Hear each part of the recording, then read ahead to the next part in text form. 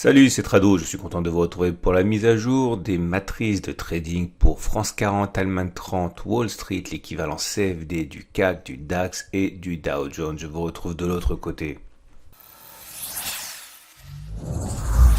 Pour commencer, je rappelle qu'il ne s'agit qu'une analyse donnée à titre purement informatif et pédagogique. On commence donc par le France 40, l'équivalent CFD du CAC, et comme on peut le voir sur ce graphe en données journalières, nous sommes en train de naviguer à l'intérieur d'une résistance assez épaisse comprise entre 5094 et 5234, pardon. Cette zone correspond d'une part à une zone de résistance hebdomadaire puisque c'était un support qui a été cassé, qui a donc théoriquement changé de polarité, et en devenant donc résistance, il est possible que des ventes apparaissent sur ces niveaux pour peu qu'il y ait un signal. Cette résistance est doublée d'une résistance journalière qui est ici née avec ce support qui a été cassé, qui a donc changé de polarité en devenant résistance. On va descendre d'une unité de temps pour regarder ce qui se passe sur les données 4 heures pour les traders intraday. Comme on peut le voir ici, on retrouve par transparence les résistances et les supports qu'on a mentionnés préalablement, notamment en orange ici et en gris. La tendance est fortement haussière, comme vous pouvez le voir. Nous sommes au-dessus d'une moyenne mobile à 50 périodes qui monte et au-dessus d'une moyenne mobile à 20 périodes qui monte. Alors ceux qui veulent trader en se mettant dans le sens de la tendance, c'est-à-dire le sens de la hausse, attendent sans doute que l'on revienne sur des supports, notamment celui qui est en bleu ici, compris entre 5027 et 5052, ou alors éventuellement cette zone ici qui a déjà préservé la baisse des cours comprise entre 4964 et 4991. Cette première résistance comprise entre 5027 et 5052 correspond à une ancienne résistance qui a été cassée, qui a donc théoriquement changé de support et qui pourrait être mise à profit par les traders si un signal haussier éventuellement apparaît en termes de chandelier japonais ou d'indicateurs techniques ou qu'importe. Par contre, ceux qui ont plutôt un biais baissier attendent sans doute un aveu de faiblesse sur la zone dans laquelle nous sommes, comprise, je l'ai déjà dit, entre 5229 à peu près et 5097. C'est une zone de résistance qui est née sur les unités de temps supérieures et qui est donc susceptible de servir aux traders baissiers pour initier une position vendeuse.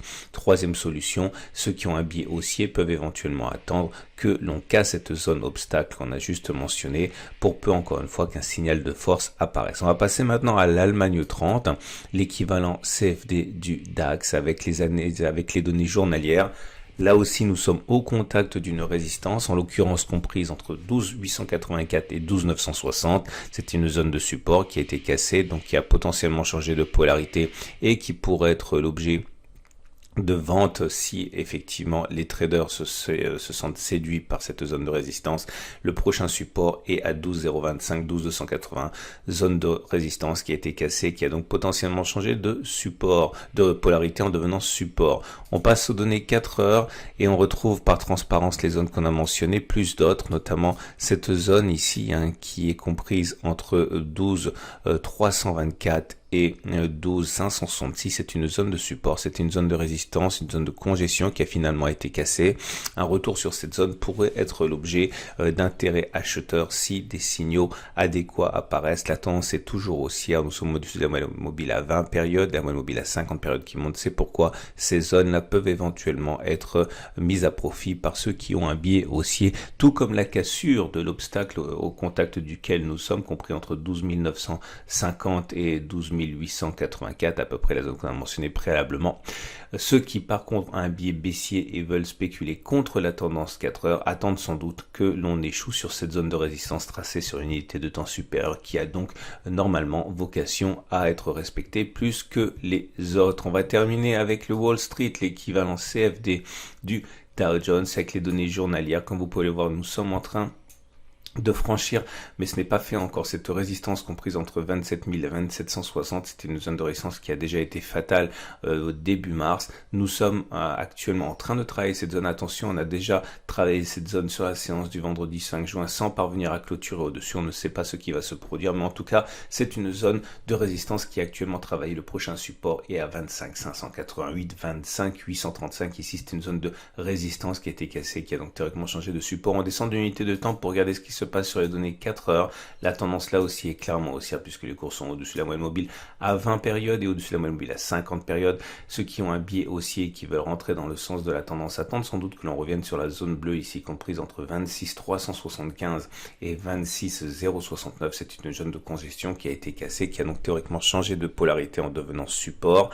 Autre solution, hein, ceux qui veulent effectivement tenter leur chance une fois que l'on aura clôturé au-dessus de l'obstacle orange peuvent éventuellement tenter de saisir un signal haussier qui va dans ce sens. Par contre, ceux qui ont un biais baissier attendent sans doute un nouvel aveu de faiblesse et d'échec sur cette zone pour éventuellement initier une tentative de trade baissier. Autre solution, la zone de résistance qui est juste au-dessus à 29 360, 29 590 pour éventuellement tenter de débusquer des signaux baissiers. Je vous rappelle que vous retrouverez dans l'actualité à gauche ici et dans le calendrier économique les informations qui pourraient influencer l'évolution des indices. Je vous souhaite une excellente journée. Je vous invite à regarder à la fin de cette vidéo la matrice de trading pour l'euro-dollar, le bitcoin et le pétrole, ainsi que l'analyse de moyen terme pour ceux qui veulent avoir une idée de ce qu'il se passe sur une plus grande échelle. Je vous dis à tout à l'heure pour d'autres analyses techniques.